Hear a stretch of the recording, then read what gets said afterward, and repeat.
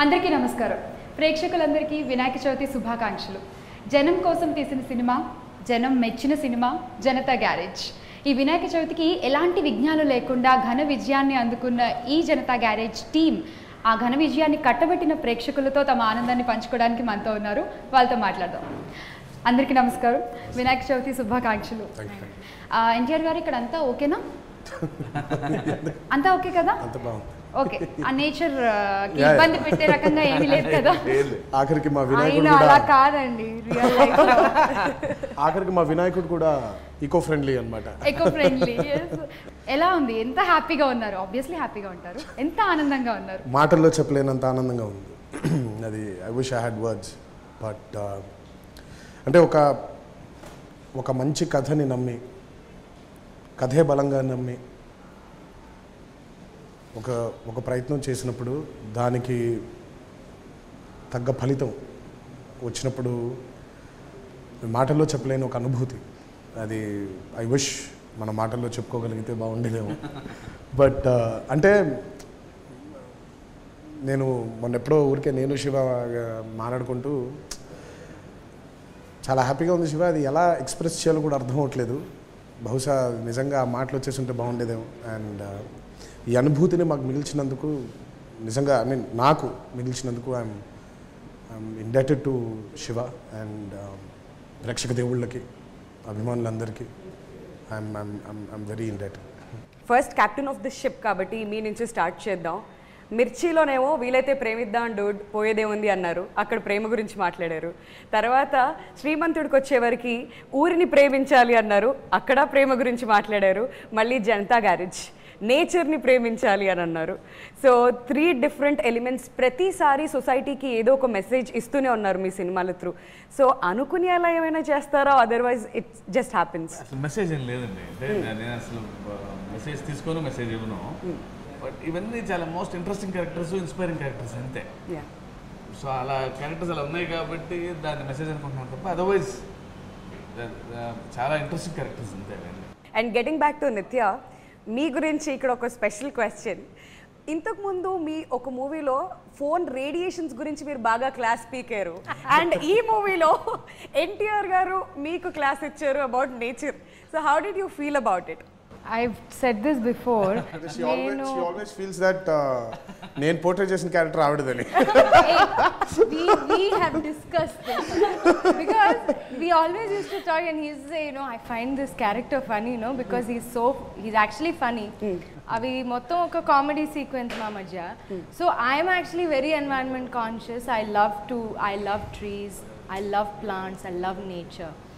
So I understand his character.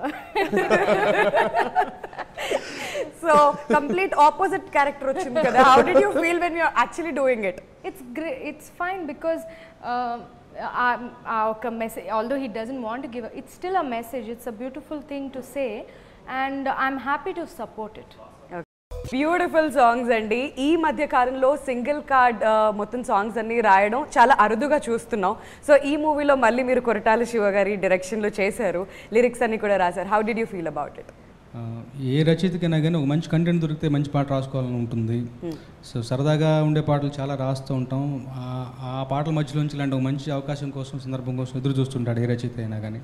అది నాకు వరుస పెట్టి ఒక 3 సార్లుగా జరుగుతూ వచ్చింది. మిర్చి అయితేనేమి, శ్రీమంతుడు అయితేనేమి, జనతా గ్యారేజ్. మళ్ళీ ముఖ్యంగా సందర్భాలు క్రియేట్ చేయడంతో పాటు నాతో పేషెంట్గా, ఓర్పుగా నాకు పదే వివరిస్తూ నేను రాసినంతసేపు ఓపిక్గా ఉండటం, నా మూలంగా షూటింగ్ షెడ్యూల్స్ వాటిని కొంచెం అటు ఇటు చేయడం, ఇట్లాంటివన్నీ కూడా దే ఆర్ గ్రేట్ గెస్చర్స్. యాక్చువల్గా నేను ఎప్పుడూ ఆయనకి మనసులో మాట చెప్పలేదు కానీ సో ఇవాళ అనిపిస్తుంది. అంటే రామలోకి గారు కొంచెం లేట్ అని చెప్తున్నారు.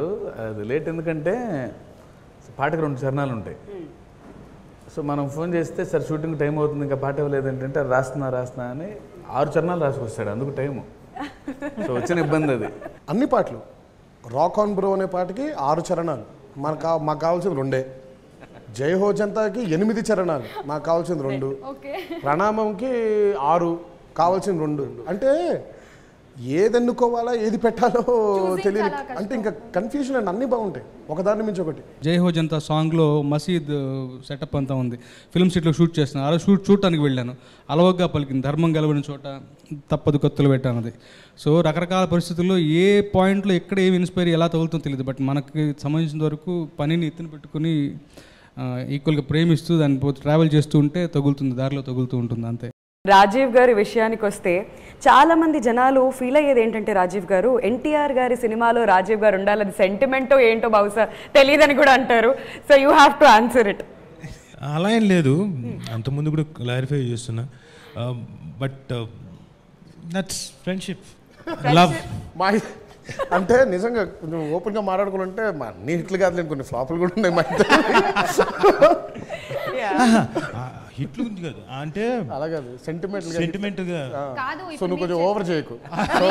నువ్వు ఉంటే హిట్టే కాదు, నువ్వు ఉంటే ఫ్లాపులు కూడా 100% సైలెన్స్. 100% ఫ్లాపులు లేకుండా ఎలా ఉంటాయి అక్కడతో. కాకపోతే సంతోషం ఏంటంటే అన్ని పెద్ద పెద్దవి హిట్లు కదా, దానికి కూడా ఆనందించాలి కదా. కొన్ని షాట్లు మేము చేసినప్పుడు సంగతుల తర్వాత చెప్తా. అయితే షూటింగ్ లో జరిగింది చెప్తా. మైక్ లాక్కుండా తన దగ్గర ఆ ఛాన్స్ లేదు, ఎందుకంటే ఆ మైక్ స్పెషల్ గా రాజీవ్ గారి కోసం ఇవాళ ఆయన ఫీలింగ్స్ అన్ని చెప్పేయడం కోసం ఇచ్చాం ఆయనకి. So he has to. ఎప్పుడు ఒక బలవంతుడు బలహీనుడికి బలం చేకూరుస్తాడు కదా. ఎప్పుడు స్టూడెంట్ నెంబర్ 1 నుంచి అదే స్టూడెంట్ నెంబర్ 1 నుంచి ఆ బలం ఉంది. ఆ బలం బహుశా నాకు ఈ పేరు రావడానికి కారణం కూడా ఒక సీన్లో తను జిహెచ్ఎంసీ సీన్లో వచ్చి బికాస్ ఆయన కాబట్టి ఆయన చెప్పాడు కాబట్టి పలానావాడు ఇంత గొప్పవాడు ఇంకోటి అనేసరికి బహుశా దానివల్ల వచ్చేసింది, డైలాగుల వల్ల వచ్చింది. కానీ దే డెడ్ పేరు నాకు వచ్చింది, అది ప్రాబ్లం. డైలాగుల కన్నా ఒక సీన్ ఎమోషనల్ సీక్వెన్స్ చాలా బాగా వచ్చి ఆవిడతోటి ఇదే దీంట్లో చేసే బహుశా ఇక్కడే నించుని ఉంటాడు, ఇక్కడను ఆవిడ సమంత అక్కడ నించుంటే బ్యూటిఫుల్ పర్ఫార్మెన్స్, వేరే ఈ హ్యాట్స్ ఆఫ్ చెప్పడానికి. అలాగే నిత్యామేనన్ గారితో ఎప్పుడు వర్క్ చేయలేదు, సినిమా సీక్వెన్స్ చూశాను, కామెడీ చాలా బాగా పండింది. ఆ సీక్వెన్స్ వెళ్ళిన తర్వాత వీళ్ళిద్దరు టైమింగ్ మామూలు కాదు సార్, విపరీతంగా నవ్వుతున్నారు. ఒక్కొక్క డైలాగ్కి నేనున్నానని రవి అంటున్నాడు, అంటే నవ్వుతున్నారు. ఆ సీక్వెన్స్ నవ్వి నవ్వి నవ్వి నవ్వి కంటిన్యూస్గా నవ్వుతున్నారు సీక్వెన్స్ అంతా. So wonderful. Nithya first time working with Tarak. So ఈ సినిమా వరకు అయితే మీ క్యారెక్టర్ని ఆయనలో చూసుకున్నాను అని అన్నారు. సో రియల్ లైఫ్లో ఆయనతో పనిచేస్తున్నప్పుడు ఎలా అనిపించింది? చాలా కంఫర్టబుల్గా అనిపించింది నాకు. ఐ థింక్ ఆల్మోస్ట్ ఫస్ట్ డేనే మేము we really broke the ice, we became good friends and I always found him very very down to earth and very comfortable, just like working with like any other person. So adi nenu naku the way he approached me on the first day, he told me he watches my films and he appreciated it. Adi nen chala appreciate chesanu. That's a nice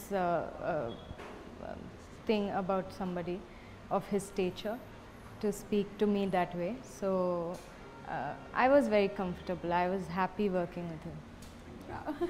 and Shiva గారు ఒక విషయం అడగాలి. ఈ సినిమాలో first fight ఉంటుంది కదా, nature పంచభూతాల గురించి చెప్తూ, అంటే గాలికి కోపం వస్తే ఎలా ఉంటుంది, నీరుకు కోపం వస్తే ఎలా ఉంటుంది, ఆ వెనకాల బ్యాక్గ్రౌండ్ స్కోర్ కూడా ఒక్కొక్క దాని గురించి రాస్తూ, అది ఎవరి ఐడియా సార్? ఎంత బాగుందంటే చాలా ఫ్రెష్గా ఉంది. అది దేవి గారిది, రామజోగి గారిది అండి.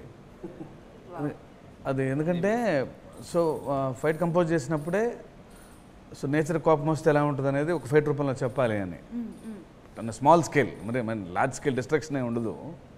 సో అందుకే చెప్తారు అసలు శాంపిల్ సైజ్ మాత్రమే ఇది అని చెప్పి చెప్తారు ముందే. సో షూటింగ్ అయిపోయి మొత్తం రేటింగ్ అయిన తర్వాత దేవి అన్నాడు, ఇంత స్కీమ్ అండి, ఇంకా ఏదో హెవీ చేయలేము బ్యాక్గ్రౌండ్ నేను అన్నప్పుడు, అన్నా కొంచెం మేక్ ఇట్ మోర్ హెవీ అండి అని, చిన్న నేచర్ ఫీల్ రావాలి బ్యాక్గ్రౌండ్లో అని. సో దేవి గారు అంటే ఏదన్నా ఒక చిన్న నేను చాంటింగ్స్ పెడతానండి, చిన్న అంటే నీరు తలుచుకుంటే ఏమవుద్ది, అంటే ధరణి తలుచుకుంటే ఏమవుద్ది, ఆకాశం అంటే గాలి వాయువు తలుచుకుంటే ఏమవుద్ది అనేది అన్నప్పుడు ఏమంటే రామజోగి గారు అవుట్ ఆఫ్ స్టేషన్ అనుకుంటా, ఆయన ఫోన్లో టక్కన ఒక 2-3 అవర్స్ కూర్చొని వాట్సాప్లో ఏమంటే బాగా రాసి పంపించారు. సో నేను ఫైనల్గా చూసుకున్నప్పుడు అంటే మన ఎపిసోడ్ మనకే ఎక్స్ట్రాడినరీగా అనిపించింది. ఒక ఫైట్ జరిగితే మామూలుగా ఫైట్ చూస్తాము, కానీ ఫైట్తో పాటు ఏమొస్తుంది వెనకాల, దేని గురించి మాట్లాడుతున్నారు, సో చాలా చాలా ఫ్రెష్గా ఉంది, చాలా కొత్తగా ఉంది శాస్త్రి గారు. That's the power of nature. In fact actually దీన్ని ఆ సన్నివేశం బాగా ఇంకా ఇదిగా రావడం కోసం తెలుగులో ఒక వెర్షను, సంస్కృతంలో ఒక వెర్షను. నాకు పెద్దగా సంస్కృతం రాకపోయినా నేను తెలిసిన వాళ్ళని కూర్చుని అట్లా 2 రకాలుగా రాసుకున్నాం. ఫైనల్గా దేవి గారు ఒక కాల్ తీసుకున్నారు. ఇది అంటే మ్యాటర్ స్ట్రైట్గా జనంలోకి వెళ్ళాలి, అర్థం కాని సంస్కృతం పదగాంభీర్యం కన్నా స్ట్రైట్గా మ్యాటర్ అర్థమయ్యేలాగా తెలుగులో నుండి బాగుంటుందని చెప్పి టుక్ ఏ కాల్. సో నాకు అది అక్కడి నుంచి నేను యాక్చువల్లీ అవుట్ ఆఫ్ స్టేషన్లో ఉన్నాను. సో రాశాను. లక్కీగా నేను ఎడిటింగ్ రూమ్లో ఆ సీన్ ఒకసారి చూశాను, ఆ ఫైట్ సీన్ చూశాను కాబట్టి అది గుర్తుకు తెచ్చుకుని రాయడం జరిగింది. ఆడియన్స్ కూడా యాక్చువల్గా చూసిన తర్వాత ట్విట్టర్లో పెడుతున్నారు, ఆ లిరిక్స్ కూడా పోస్ట్ చేయండి అని చెప్పేసి. ఎవ్వరు వీరెవరు, ఎవరికి వరుసకు ఏమవరు, అయినా అందరి బంధువులు, జయ హో జనతా. సో ఇన్ని విషయాలు మాట్లాడుకుంటున్నప్పుడు మోహన్ లాల్ గారిని మాత్రం మర్చిపోకూడదు డెఫినెట్లీ. అండ్ ఎన్టీఆర్ గారు మిమ్మల్ని ఒక క్వశ్చన్ అడగాలి ఇక్కడ. ఆయనతో ఒక సీన్లో మీరు అంటారు, ఒకవేళ మీరు రాంగ్ అని నాకు తెలిస్తే మీకు రిపేర్ చేస్తామని చెప్పి. సో ఆ సీన్ చేసినప్పుడు యువర్ ఎక్స్పీరియన్స్. ప్రతి సీన్ కూడా మోహన్ లాల్ గారితో చేసింది అంటే ఒక మంచి అనుభూతి అది. సో ఫస్ట్ ఏంటంటే ఆ స్టేచర్లో ఉన్న ఆయనతో చేసేప్పుడు డెఫినెట్గా ఒక తెలియని ఒక భయం అవ్వచ్చు, లేదా చిన్న రెస్ట్రిక్షన్స్ లాంటివి ఉంటాయి. బట్ ఎప్పుడైతే ఆయనతో ఫస్ట్ టైం అంటే నేను లేను ఆ రోజు షూటింగ్లో, సో చిన్న బిఫోర్ 1980s ఎపిసోడ్స్ చేస్తున్నారు ఇక్కడ. సో ఆయన్ని కలవడానికి వచ్చాను. సో వచ్చినప్పుడు కూర్చొని మాట్లాడిన 10 నిమిషాలు కూడా చాలా కంఫర్టబుల్గా ఫీల్ అయినా ఆయనతో చేయడం.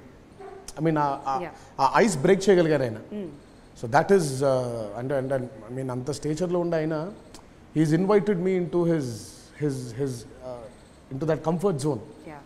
సో ఎప్పుడైతే ఆయన ఇన్వైట్ చేశారో నాకు వెళ్ళడం ఈజీగా ఉండింది.